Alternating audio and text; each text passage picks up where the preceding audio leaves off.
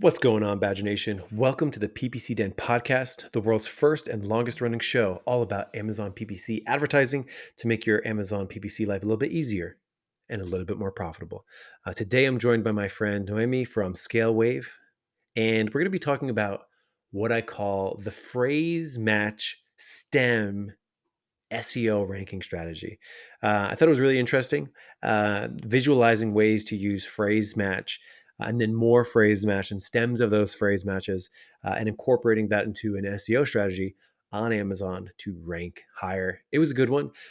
We have 257 episodes organized in a spreadsheet for you. So if you want our SEO podcasts, they're all organized by category, type, and all the goodies and the bonuses we've ever made, like the Ngram analyzer. All those spreadsheets are also on that spreadsheet. So be sure to check it out in the description. Have a good one, and let's jump in to the PPC Den podcast. I've launched campaigns and picked keywords. I've got my bids, set placements too, and bad mistakes. I've made a few. I've had my share of wrong keywords, but I've gone through. We are the PPC Den, my friends, and we'll keep up the rising to the end. You two are the PPC Den. We talk about Amazon. No time for medicals, 'cause we fix the gambits of the world.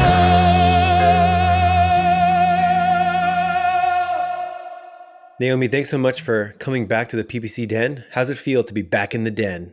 It feels amazing. As always, it feels amazing. And then now that I think this is the third or fourth time I'm on the show, it's like even more amazing because there's like more knowledge and even more things to share. So appreciate having me back in or on the show. I feel like every time I talk to you, I'm learning something new. You must be moving really fast at your agency, because I think like on the very first time we recorded, I think maybe you were just starting your agency, and now it's been like several years later. How has that journey been going for you so far? Oh, thank you so much for noticing that. It's going well. And I think, as you were mentioning, I think kind of you're pushed to learn more and be more because like the competition gets like tougher and they know more. So if you don't keep pace, like keep up with whatever they are doing, you're going to be left behind. So Yeah, it's kind of like the one thing that I find really fascinating is the Dunning-Kruger effect. Dunning-Kruger says like when you first get to a topic, you learn a little bit about it, and then you think you understand everything.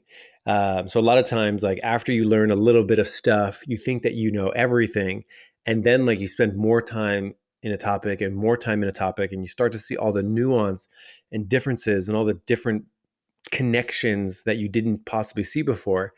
Then you realize, oh, I actually there's tons to learn, and there's constantly things to learn. Um, so yeah, and I think it's a really interesting topic that you brought to us today, because it's sort of going back to basics in a lot of ways. So it's kind of refreshing to go back to basics here. We're going to be talking about profit strategy, search term analysis, using the information there to improve SEO and PPC ranking. I think SEO and PPC ranking, match made in heaven. So talk to us about why you think that a lot of times in the Amazon marketing space, it sort of has shiny object syndrome in some ways. Because we're going to be talking about something foundational today. And even before we talk about that foundational learning, I think it's interesting to sort of, so many people don't have a strong foundation when it comes to marketing on Amazon. And it might be worth sort of sharing, what you notice about that in our industry. yeah, so I think that is first off great thing to think of that we were once beginners and now we are learning. And just because we are learning, it doesn't mean that we know things better, but we have even more questions. So I Yeah. definitely agree to that. So getting back to that, I believe that most of the time, just because there's so much buzz out there, and kind of like we are addicted to news, addicted to try out something that's new, addicted to, oh, that's new. Amazon just granted us now search query performance reports, Yeah. and like we can look into that. And I'm not saying that those are bad things. I believe that those are great things. I believe that also we get overwhelmed by information and overwhelmed by competition, quote unquote, and not necessarily competition in the sense of, oh, I'm competing against you, but competition against like new information. And it's now expected also from you as like a PPC manager or like account manager or like as an agency owner to know all those things and to, okay, what is your opinion there, And sometimes I believe that because we are so focused onto what is new, and I also have to keep updated, like be on top of everything what is new, we're going to forget the basics, which is like, Hmm. I love basics, and I believe that most of the time really shiny things are great, but they are going to work, not work, and so on. But basics, we always know that work, fundamentals work, and search term reports is one of those. And back like 4 years ago when I started advertising and understanding PPC and just really dabbling into like what is going on, I wanted to run my own account, so I wanted to learn. It was super curious for me. I believe that one of the things that I learned, it was like search term reports, and I was looking at these videos, self-intitulated or self-called gurus, so-called gurus on Amazon, on YouTube, and they were like, oh, so this is how you're going to download the reports. This is what you're going to optimize for. That's the high ACOS, this like lowering bit. Like, no, really, like it's all mystery about like bit reduction. So they were like reducing by 20 cents, 50 cents, $1, $2, like throttling all the impressions, so on and so forth. But I believe that the main core data, it was like, hey, this is what you already have from Amazon. Why are you not using it? This is real data from whatever you harvested, from whatever you created. Most of the time, because it's so simple and so basic, we're going to overlook it, considering that it's like old news. So, and in that spirit, the topic for today, I think it's a good one to have search term reports and harvesting routes and then rank tracking, because this is something that is always going to be there. It's something that really going to help your clients grow, and also you be accountable to the clients and the client to you.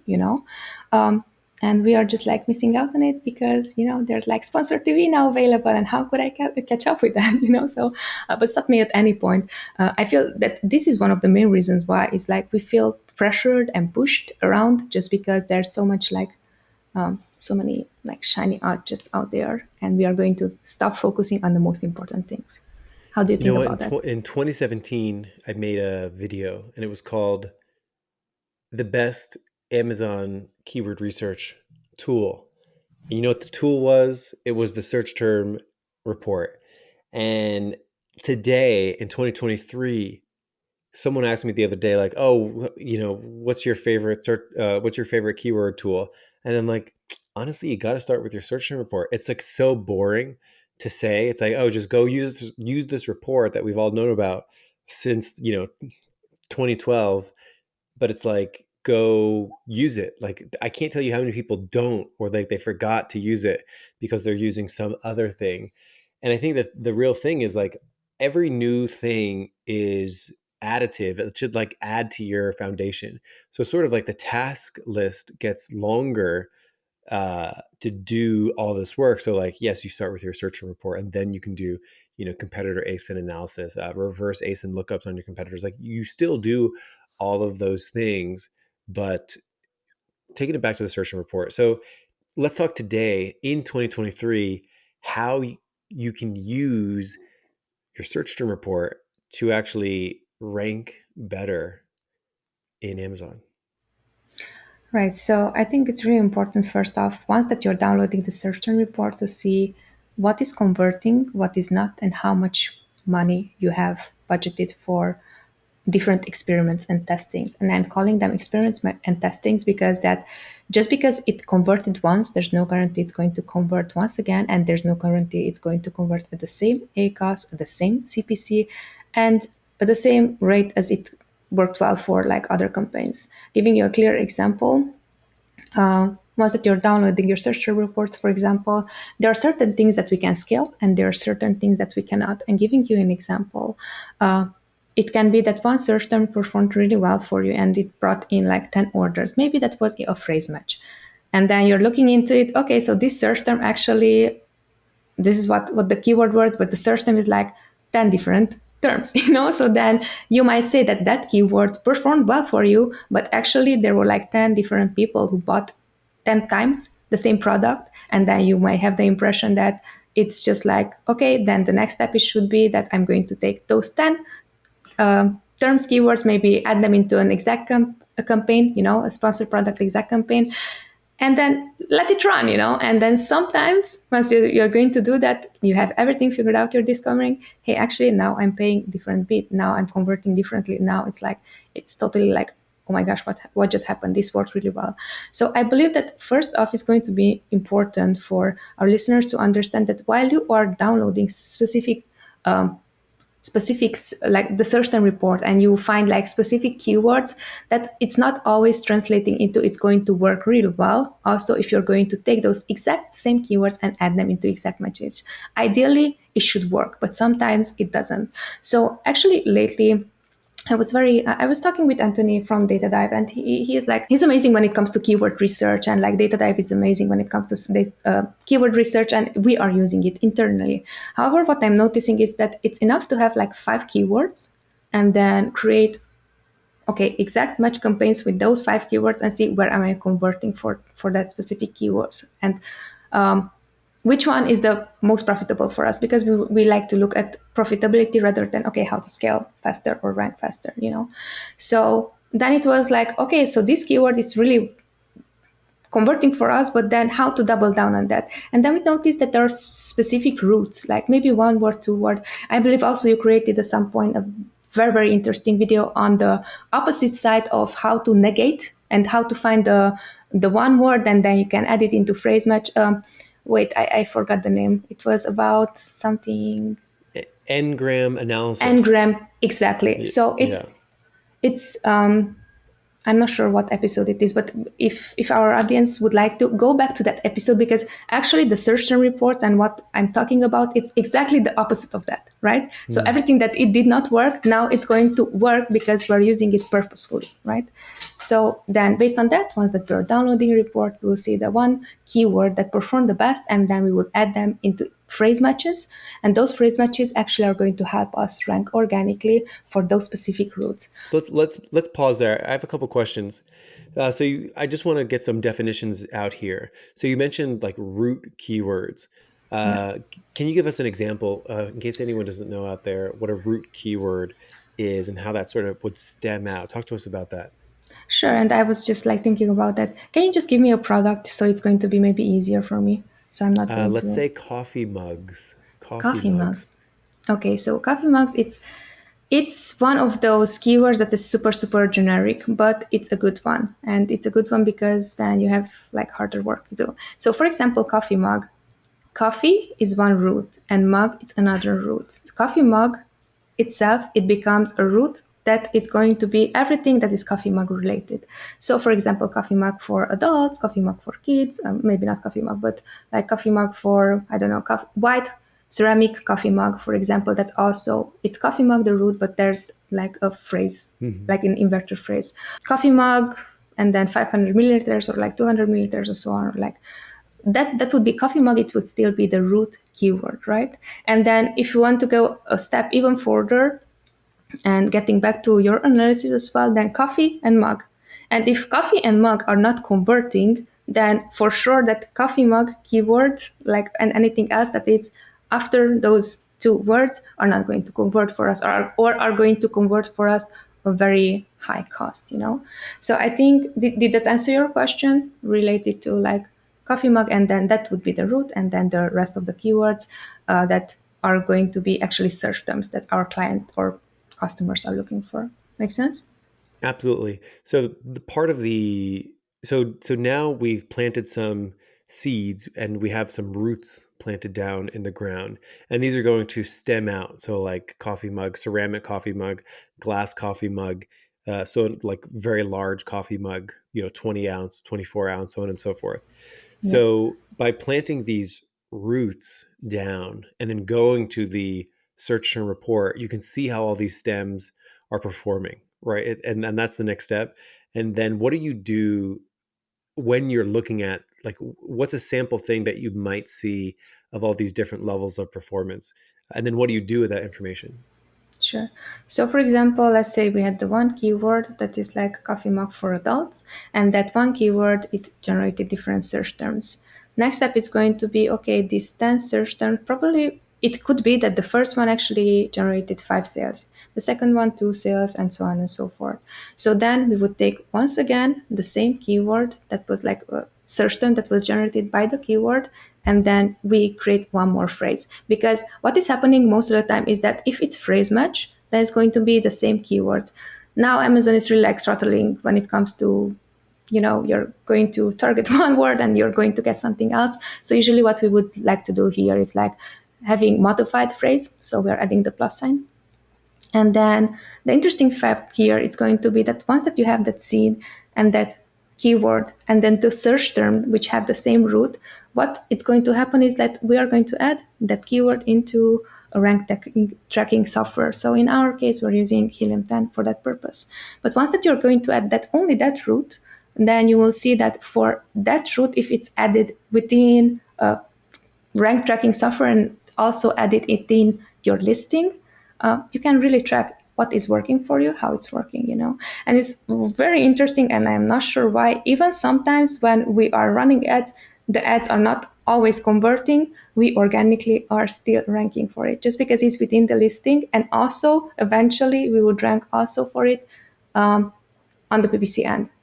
So basically, the structure would be having the one keyword that is the highly relevant for your product, and then its root, and then that goes into a phrase match, and that goes into a next phrase match. And then you might be creating also exact campaigns. It's sometimes exact match campaigns are really, really good when you want to rank.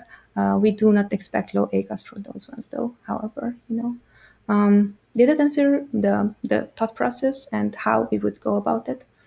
Absolutely. So those initial roots that you planted, you're adding those as sort of modified broad with the plus sign in front, so that we're trying to lock in.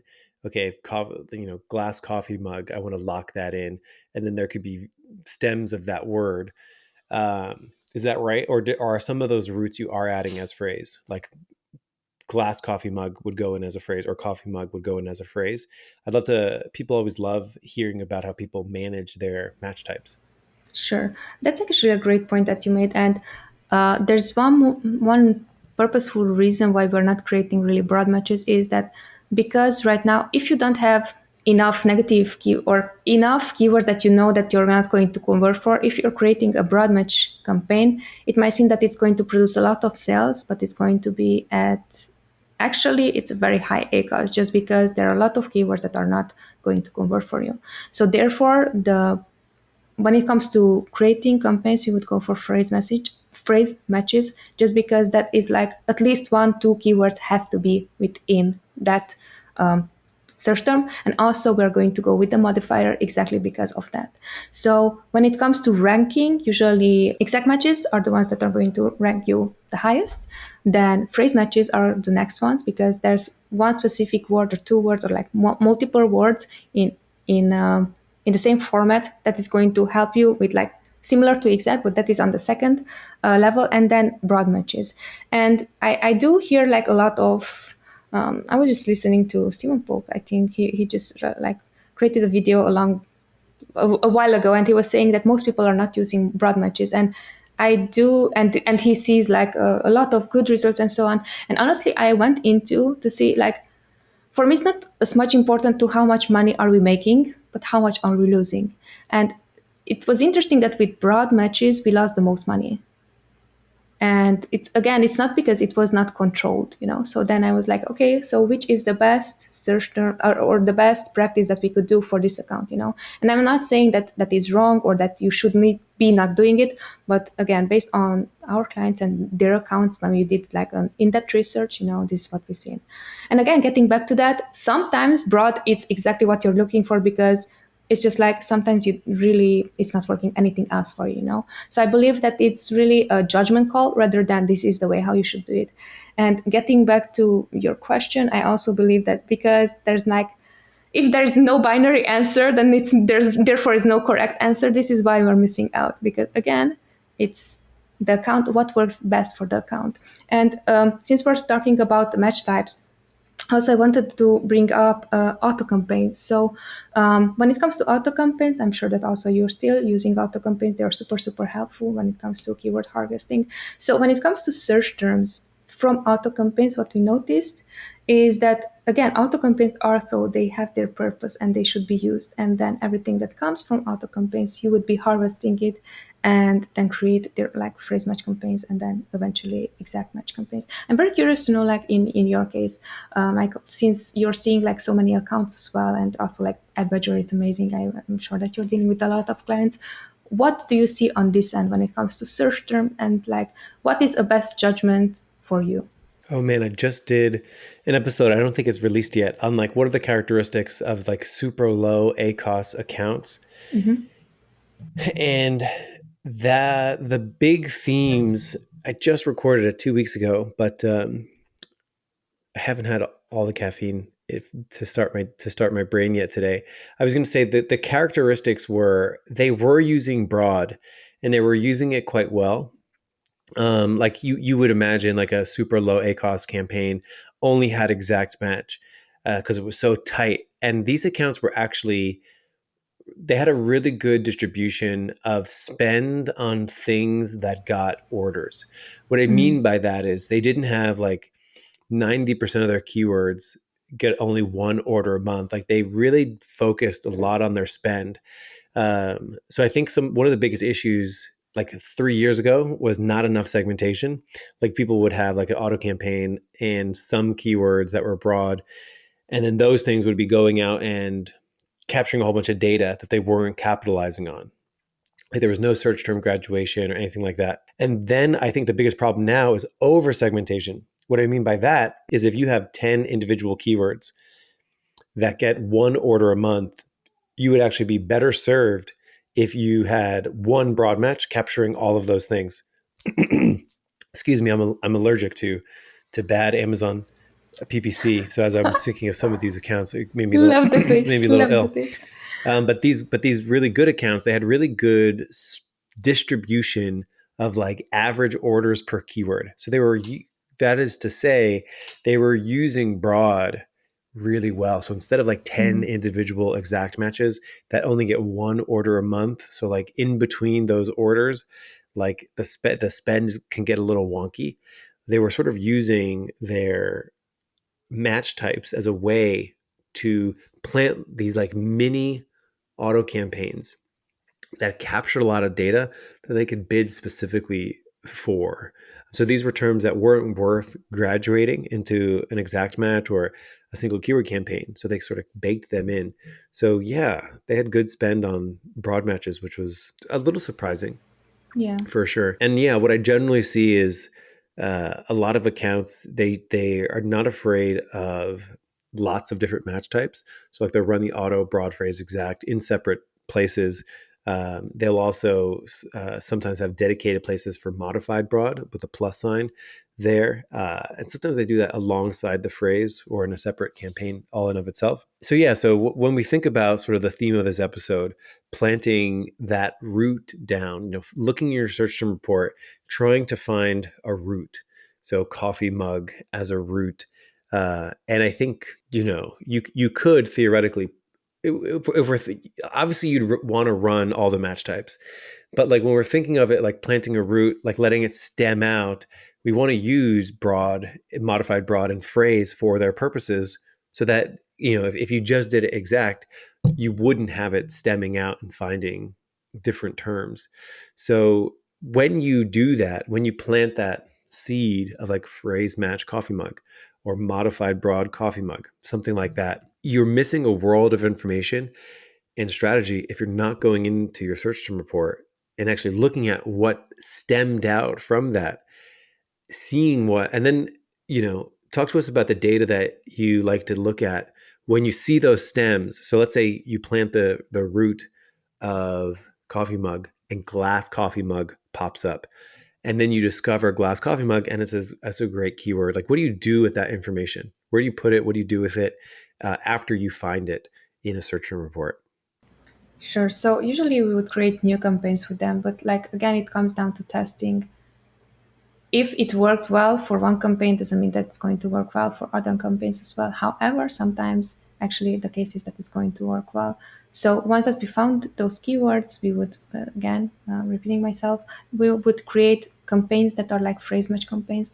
And the reason why I'm saying that is because while you were saying about the broad matches, I do believe there's like you have to really master to know how to master broad matches. Like maybe we're just like not good at how to master that, But when it comes to phrase matches, I believe that that is something that it's super helpful for us, especially because then it's like, okay, you created this is the search term, and then you're creating like other phrase matches with that. That is like going to open up like other routes, So basically, So that is what we're just doing, to clarify, you have phrase match coffee right? mug. You Right. discover glass coffee mug. That can Right. become that you can stem out even further and now do glass coffee mug in a Yeah. phrase and continue Right. sort of finding those stems. Right. Um, is that sort of clarifying how you Yeah. like to think about it?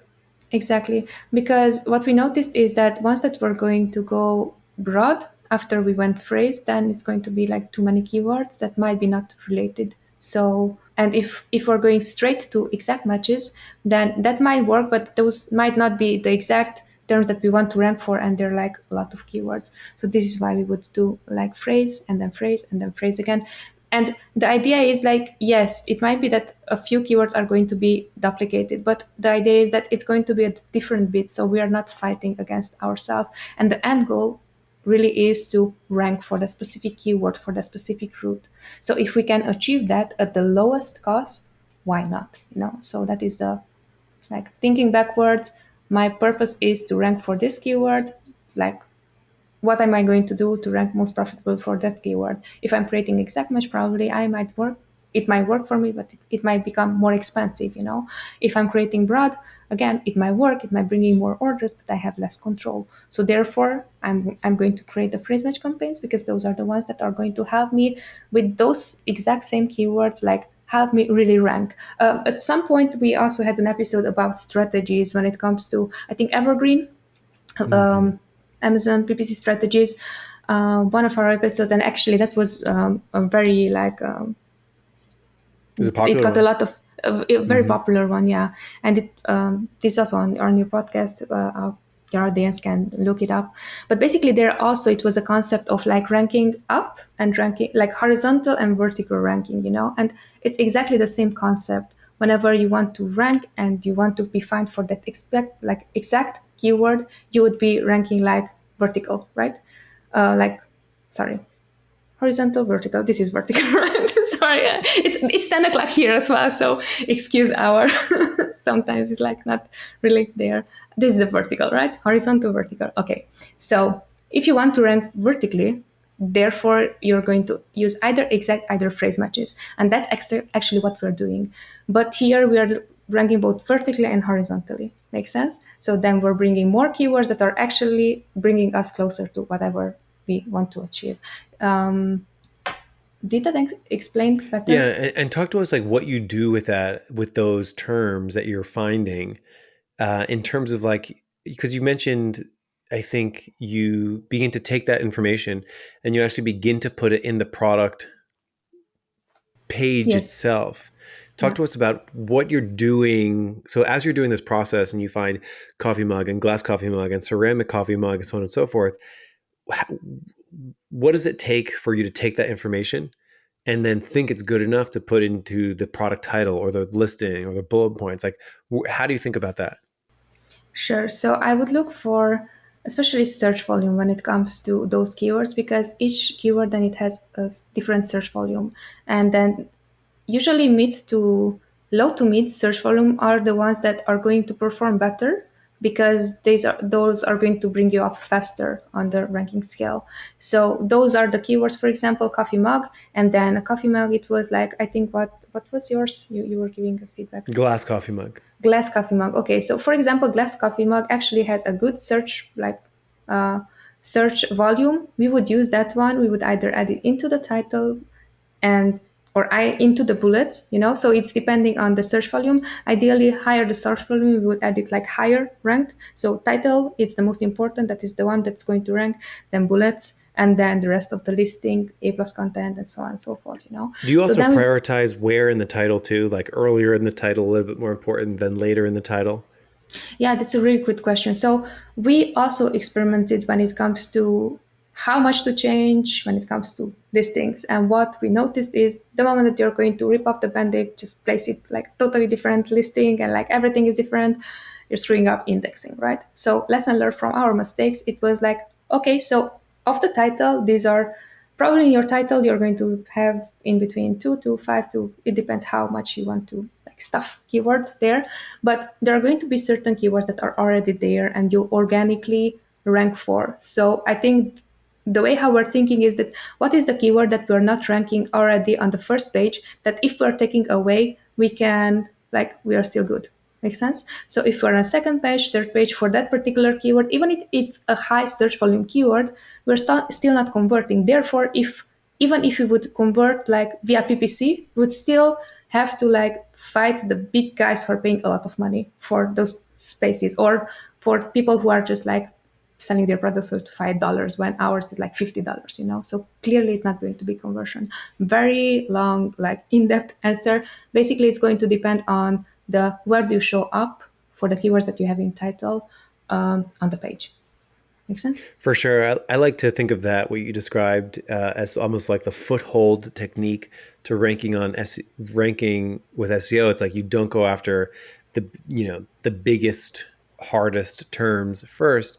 You can like get these low to mid ones and get a lot of wins under your belt, get more momentum, and then that makes it easier to go after more difficult terms.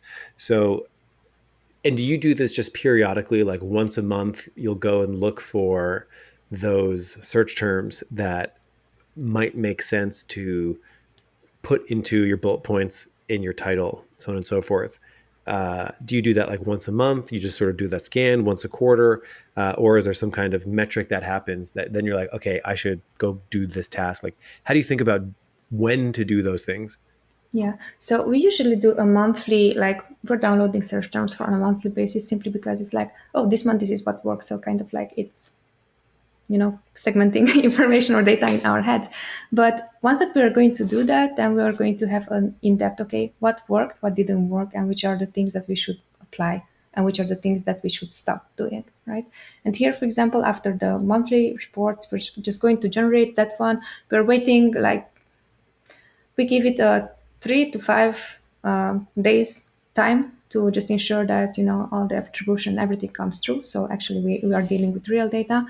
But once that we have that, we will see, okay, like what actually worked for this account and what is also the cheapest for us to rank for.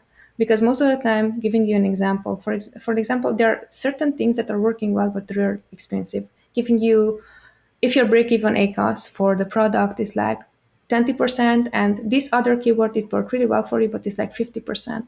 Are you willing to add that into the title and try it out? You can, but then you're going to lose on something that it converted really well for you at 20%, if it makes sense. So then we're taking the priority, okay, if it converted really well, next step is going to be, okay, that keyword actually is 20% ACOS, let's add it. And it's kind of like equal amount of sales. So based on that, it's going to be, now we figured out this is the keyword, and then we are going to look for this the same one word or two words that are going to show up into all our like the rest of the search term. And this is on a product level.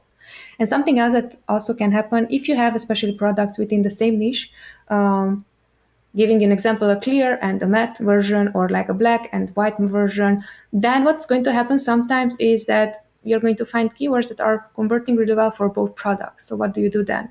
Well, you're still going to add them in the title and go for it and see which one it's converting better, you know?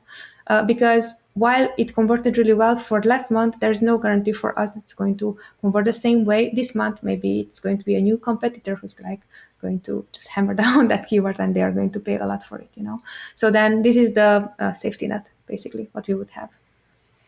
And when you take some of those, you're doing that search term analysis for the purposes of looking for new things to put into the listing, the Yeah. bullet points and the title. Yeah. How long do you wait before you start to see a ranking movement? And do you also change up your strategy, potentially take it out of the title if you didn't see movement? Like give us some expectation on what you generally see in terms of time. How long does it generally take once you put that new keyword into bullet points and title? How long does it take to see something happen?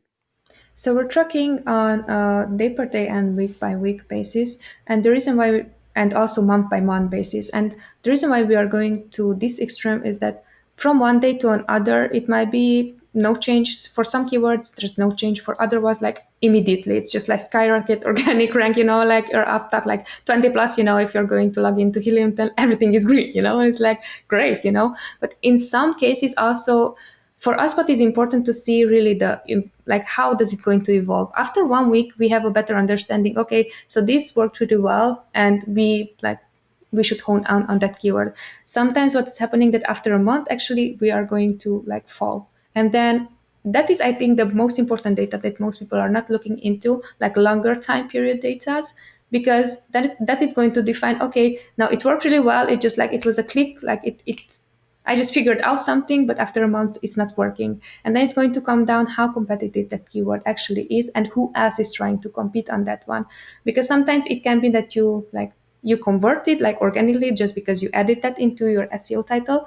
But then, like similar to whenever you're blog writing or something, it's like other people who are going to use the same technique, and then they're going to still quote unquote your keyword, implement it within their strategy. They're willing to pay more for it.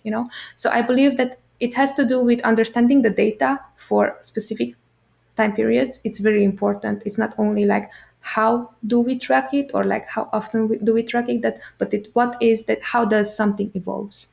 So ideally we like to see like in 1 to a week improvement, and that means that we did something right, and that was like just really our time to go in, just change that keyword, and that's it. So this is the way how we would deal with what you were asking. Amazing. So this episode, we took it back to basics. And if I could confirm with you the strategy, basically we're planting roots around our product. So if we're selling a coffee mug, we have some roots and we're adding those as phrase. And then we look at the search term report to see what roots, to see what's stemmed out from those roots. And it might be, mug to coffee mug to glass coffee mug. And all along the way, I'm taking these new stems and I'm adding them as more phrases to get even more stems. And then when I see something that converts particularly well, I take that and I ensure that it gets some visibility in my title and or bullets so that I can also have a good SEO juice around a lot of these terms. Would you say that's an accurate summary of what you were describing? That's a perfect summary. Yes. Yeah. I guess we could call it like the phrase match STEM SEO ranking strategy. Yeah, definitely.